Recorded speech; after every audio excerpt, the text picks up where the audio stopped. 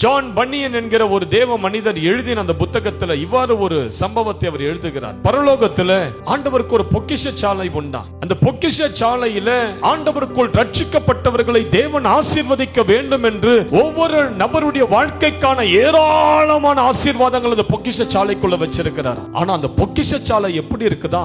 பழுதடைந்து பாழாக தூசியாக இருக்குது. அது திறந்தே பல நாட்கள் ஆனது போல அது ஒரு பழைய கிடங்கு போல கிடக்கிறதா.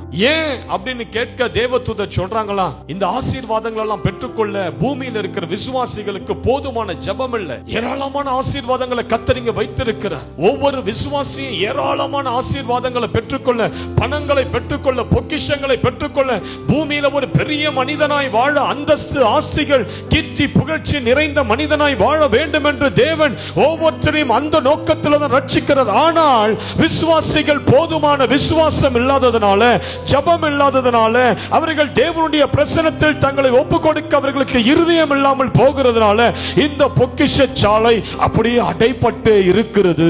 நல்லா கேளுங்க, பிசாசு ரெஸ்ட் எடுக்காது. தெரியுமா உங்களுக்கு? உங்க வாழ்க்கையில பிசாசு போராடுதுன்னா ஒரு நிமிஷம் கூட பிசாசு ரெஸ்ட் எடுக்காது. ஐயோ, நான் போராடி போராடி சோர்ந்து போயிட்டேன்பா, இந்த அம்மாவை என்னால ஒண்ணுமே பண்ண முடியல, நான் கொஞ்ச நேரம் அப்படி உட்கார்ந்துட்டு வரேன்னு சொல்லி பிசாசு ஒரு 5 நிமிஷம் கூட ரெஸ்ட் எடுக்காது. உட்காரு. முழு பலத்தோடு அவைகள் போராடி கொண்டே தான் இருக்கு. உன்னை அழித்து முடிக்கிற வரைக்கும் அவைகள் போராடி கொண்டே தான் இருக்குது. ஒரு நிமிஷம் கூட பேய்கள் ரெஸ்ட் எடுப்பது கிடையாது. அடிச்சு துரத்தினா மறுநாள் வந்து நிக்குது. பிசாசின் ராஜ்யத்துக்கு லீவு கிடையாது. அந்தகார வல்லமைகள் போராடிக்கிட்டே இருக்குது. ஆனா நீங்க தான் ஜெபத்துக்கு லீவ் விடுறீங்க, உபவாசத்துக்கு லீவ் விடுறீங்க. ஜெபமணி டயர்ட் ஆயிடுச்சு பிரதர், ஒரு 2 நாள் லீவ் எடுத்துக்கிறேன். ஒரு பொண்ணுங்க நல்லா ஊழியம் செஞ்சுட்டு இருந்தது என் கூட. மைக்க எடுத்ததுன்னா பேய்ங்க அப்படி விழும் கீழே. அப்படிப்பட்ட ஊழியம் 2 வருஷத்துக்கு முன்னாடி என் கூட ஒரு பிள்ளை அதுல ஃபாஸ்டிங்ல இருக்கிற ஒரு 3 நாள் ஃபாஸ்ட். அப்ப எனக்கு போன் அடிச்சு, அண்ணா எனக்கு 1 மாசம் லீவ் வேணும்.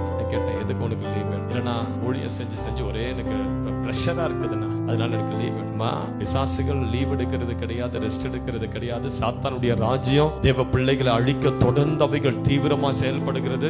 லீவ்ன்ற பேச்சு கிறிஸ்தவர்களுக்கு இருக்கக்கூடாது. நீ வேணா 1 நாள் 2 நாள் ரெஸ்ட் எடுத்துக்கோ, சரீரத்துக்குள்ள இலைப்பாறுதல் தேவை. ஆனா நீ 1 மாசம் எடுக்கிறது திருமணி வரமாட்டேன். பிள்ளை சொன்னா, இல்லனா நிச்சயமா நான் வந்துருவேனா. நான் சொன்னேன், அந்த மாதிரி ரெஸ்ட் எடுத்துட்டு போனவங்க யாரும் திரும்பி வந்ததா நான் பார்த்ததே கிடையாது. கடைசியில் நான் விட்டுட்டேன். சரி போ, நீ 1 மாசம் கழிச்சு வரியா நான் பார்க்க. 1 மாசம் 2 மாசம் ஆச்சு, 2 மாசம் 3 மாசம் ஆச்சு. இப்ப அந்த பொண்ணு போய் 1.5 வருஷம் ஆகுது. எல்லா ஆசீர்வாதங்களையும் இழந்து, ஊழியத்தை இழந்து, அபிஷேகத்தை இழந்து, இப்ப ஒண்ணுமே இல்லாத இங்க அங்க சுத்திக்கிட்டு இருக்கு. ஜெபத்துக்கு ரெஸ்ட்னு விட்டுட்டீங்கன்னா முடிஞ்சு போச்சு உங்க கதை. வேத வாசிப்புக்கு நீங்க 1 வாரம் 2 வாரம் ரெஸ்ட் விட்டுட்டீங்கன்னா க்ளோஸ். பிசாசு க்ளோஸ் பண்ணி போட்டுரும், உங்களை பூட்டு போட்டுடும். திரும்பி வெளியே வருவது கஷ்டம்.